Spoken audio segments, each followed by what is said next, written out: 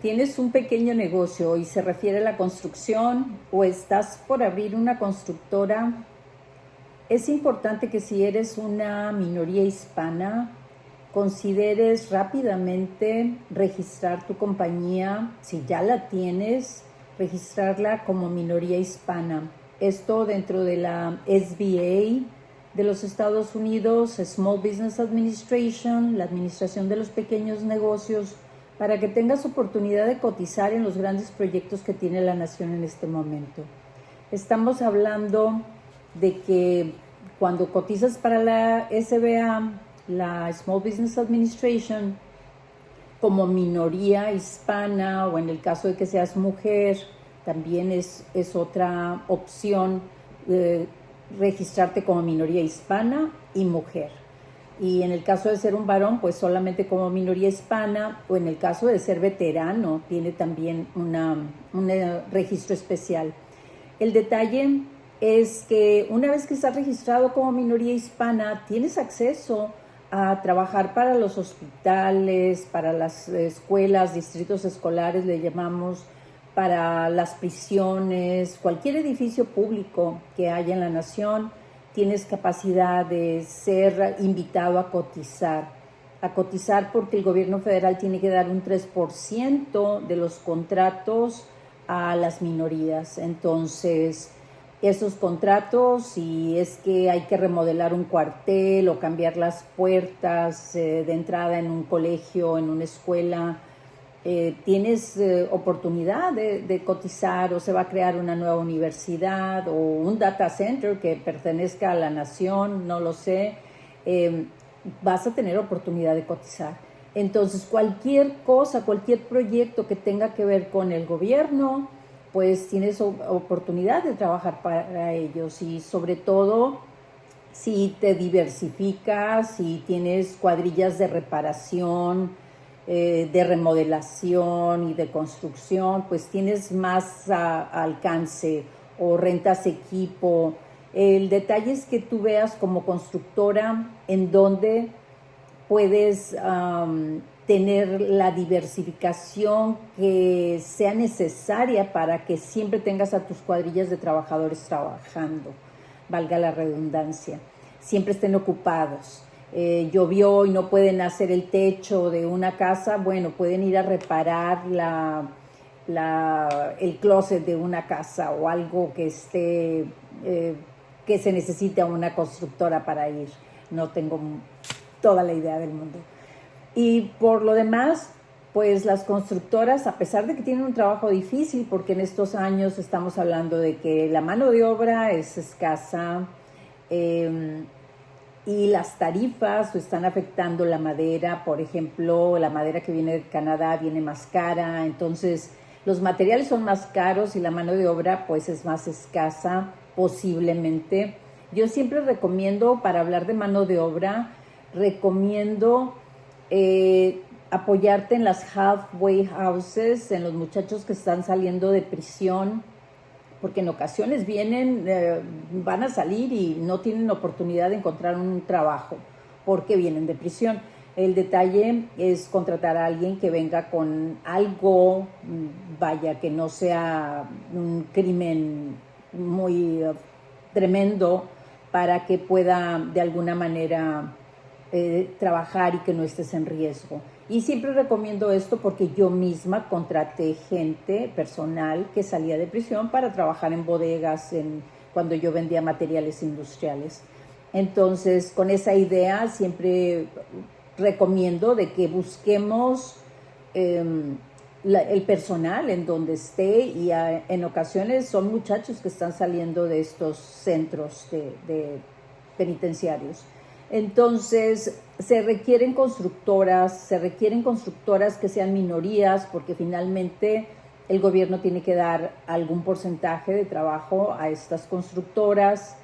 Y bueno, también subcontratarte o contratarte con personas que ya estén trabajando en el gobierno, o con las grandes industrias que están construyendo en este momento, que estamos viendo que como están trayendo toda la industria que se había ido de la nación, están recuperándola, bueno, estás recibiendo industria automotriz que se está instalando posiblemente en Nuevo México o en Texas, o están trayendo las industrias de los semiconductores también, que se están construyendo esos grandes edificios.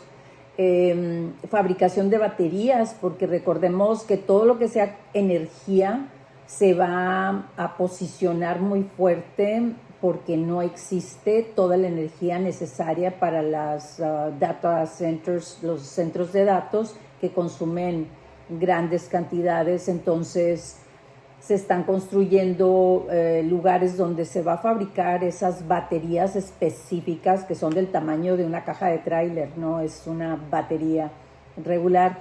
Entonces ese centro donde estén fabricando eso, pues se tienen que construir, o las plantas nucleares se tienen que adaptar a las nuevas necesidades, o también las plantas de gas natural, porque esa energía va a proveer a los centros de datos, aparte de los megaedificios de centros de datos que se están construyendo en toda la nación. Entonces, hacia esa dirección va la construcción. Ahora, estamos hablando en lugares como Texas, específicamente, donde la demanda de hogares ha crecido porque estamos recibiendo personas que vienen de todas partes de los Estados Unidos, del norte, que huyen del frío, o de California, que huyen de la carestía de esa región y bueno, lo que han estado viviendo los últimos años. Entonces, aquí tenemos en las ciudades de Dallas, Fort Worth, Houston, Austin y San Antonio, se está creando lo que se llama el Texas Triangle, el Triángulo de Texas, que son esas 5 ciudades, y en esa área van a vivir 25 millones de personas. El año que entra, antes de 2027, ya se espera que estén las 25 millones de personas en toda esa área. Entonces se requiere construcción. Y como se están construyendo nuevas líneas de trenes en ciertas áreas de los Estados Unidos, pues alrededor de las estaciones va a tener que haber un gran desarrollo para construcción. Alrededor de una estación de tren, regularmente 5 millas a la redonda, va a ser construcción, en oficinas, en departamentos, en lo que sea. Por lo demás, eso es la construcción corporativa. Por lo demás, es importante hablar de la construcción que tiene que ver con las casas, lo residencial, que es lo que habitamos todos.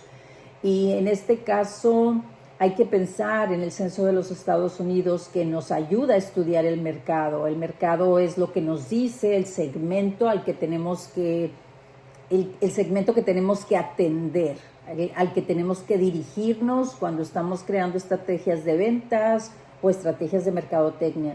Y en este caso, el censo de los Estados Unidos en 2020 nos decía que las familias, al menos en la región donde yo vivo, tú tienes que estudiar la región donde esté tu constructora, pero en la región en donde yo estoy, en Texas, las familias están compuestas en su mayoría por una mamá y 2 niños, 2 pequeños. El papá vive aparte. Entonces, nos hablaba de que la construcción fuera enfocada en casas de 2 recámaras.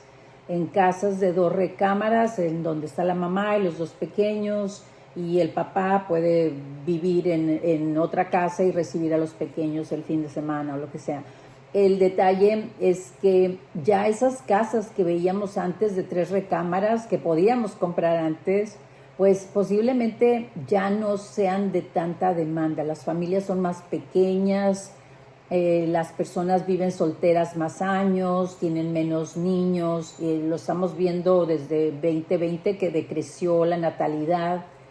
Entonces, con todo esto, pensar si eres una constructora, estudiar el mercado que está en tu ciudad antes de lanzarte a hacer las casas de 3 recámaras, pensar qué es lo que me está pidiendo mi cliente en mi región y pensar que siempre estamos hablando de que vienen nuevas construcciones a nuestras ciudades, estamos hablando de que vienen los data centers, y no sé en qué regiones específicamente, pero yo aquí en Texas tenemos una cercana en la ciudad de Laredo, Texas, y hay que pensar que los data centers se alimentan de agua y energía eléctrica. Entonces, si vas a poner un data center cercano a una ciudad, quiero pensar que van a utilizar las mismas tuberías, la misma cantidad de agua que tenemos y lo mismo que tenemos en energía eléctrica, las mismas instalaciones por el momento. No he visto que estén cambiando algo en esos lugares. El detalle es que si ese consumo de agua llega al 100% a la ciudad de Laredo, Texas, pues vamos a pensar que llegando el data center va a llegar al 50% para la población y 50% para el data centers o menos cantidad para la población. Estos data centers utilizan una cantidad industrial de agua que no tenemos información de cómo es de grande. Vaya, no tenemos información pública, pero sí existe una persona, Shaolei Ran, me parece que es el nombre del investigador, que se dio a la tarea de investigar la cantidad de agua que utilizan los data centers. Entonces, que secaron en Chile una ciudad, una región totalmente, solamente por consumir agua. Entonces, con esto dicho, lo que quiero pensar es que si vamos a tener estos grandes mega edificios que van a consumir grandes cantidades de agua y grandes cantidades de energía eléctrica, pues vamos a tener que tener las casas preparadas con tinacos, que es lo que teníamos agua en la parte del techo de la casa, o con aljibes y cisternas o contenedores de plástico. Bueno, de plástico no, porque acuérdense que hablamos de los microplásticos que están matando también a la población o envenenándola. Entonces, contenedores de plástico no, pero estoy pensando que mejor los aljibes, las cisternas que hacían, no sé, nuestros antepasados desde siempre, ¿no?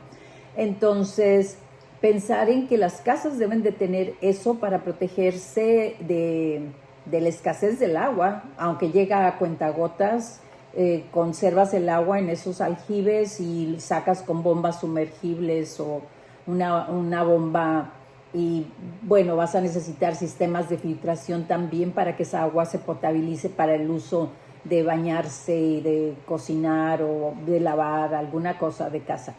El detalle, tener esos sistemas de agua, los tinacos o lo que se llama aljibe, cisterna, y tener los sistemas de filtración y pensar en la energía eléctrica, que es el otro detalle del que hablo, que va a haber gran consumo con esos centros que posiblemente nos van a dejar en blackout una que otra vez, porque ya lo hemos vivido en Texas y por eso lo menciono, donde me tocó vivir donde 4 días estuvimos sin energía eléctrica, y si tomábamos agua del refrigerador, pues no había refrigerador, no había gasolina en la gasolinera, no había energía eléctrica en nada. Entonces nos calentábamos con velas que había en casa, teníamos agua de garrafón que había en casa. No sé, el calentador fue subirnos al auto mientras tuvimos gasolina, cosas así. Por 4 días vivimos de lo que estaba en el refrigerador o lo que teníamos en la alacena, pero nada caliente. Entonces, pensar en que puede suceder esos blackouts, los apagones en español, pues es pensar en que tal vez las casas van a tener que deber tener chimeneas y cocinas en las que pueda uno poner una parrilla en la chimenea, con esto para calentar los hogares, si ese es el caso del futuro. Entonces, eso es lo que yo veo y lo que yo sugiero, por cómo veo el consumo de energías y recursos que son indispensables para las ciudades, pero que no sabemos cómo se van a manejar porque no nos han hablado de esto mucho. Lo que sí sabemos es que la nueva construcción, como hay poco personal y como es cara, se está buscando que exista más construcción modular y construcción en tercera dimensión, que sean los materiales hechos en tercera dimensión y 3D, Y con esto, si tú no tienes esos módulos, tú puedes inventar los propios y yendo a una universidad local, desarrollando algo con un departamento de ingeniería, con los estudiantes de tu universidad local y revisar si tú puedes patentar alguno de estos productos. Todo lo que sea de construcción modular, eso viene en el futuro por la rapidez, por el costo más barato y por el poco personal que se requiere. Y como digo, los materiales en impresión 3D. Sabía de los materiales que sacas la tierra de cualquier región y creas tu propio bloque, que era lo tradicional en México. Conozco arquitectos que pueden hacer eso, región a la que van, sacan el mismo material y pueden crear un adobe específico. Pero bueno, con 3D pues me imagino que va a ser más plástico, no sé qué tipo de materiales se utilicen en ese tipo de ingeniería. Pero con esto los dejo, hasta aquí llego y los saludo y espero que esta información les pueda servir para prepararse para el futuro. Hasta la próxima.